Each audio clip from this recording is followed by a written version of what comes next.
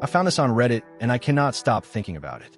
I was devastated when Margaret kicked me out of the Oak Ridge Farmers Market vendor group in 2022, publicly claiming I'd been undercutting other sellers and wasn't a real farmer.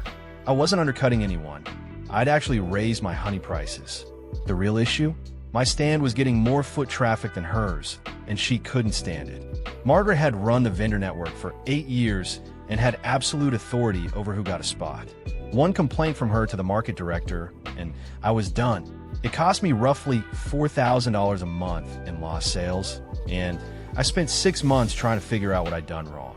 It took me 3 years of quiet investigation to realize I wasn't her first victim.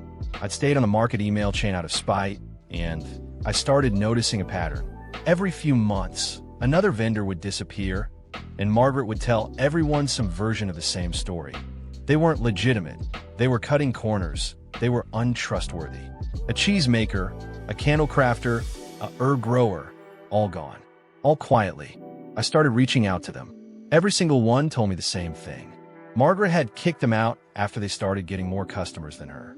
She destroyed their credibility in the tight-knit farmers market community, and most had given up entirely or moved to other markets an hour away. Some had lost their farms because they couldn't sustain the income drop. I connected 4 of them on a private chat. We started documenting everything. Screenshots of the emails, the market director's records, the timeline of when each vendor was removed versus when their sales started outperforming Margaret's stand. It took us another year to gather enough evidence and find out that the market board had never actually investigated Margaret's complaints. They just trusted her. In 2025, the 4 of us submitted a formal complaint to the markets board with our receipts, testimonies, and sales data. We didn't ask to be reinstated. We asked for an independent review of every vendor removal in the last 8 years. Margaret lost her position as vendor coordinator within a month. The board realized she'd been abusing her authority systematically. They reached out to the other vendors she'd blacklisted, and most came back. She tried texting me in April, talking about how it was all a misunderstanding and suggesting we could work things out. I never replied. My honey stand is thriving again, and I actually made more last season than before she kicked me out.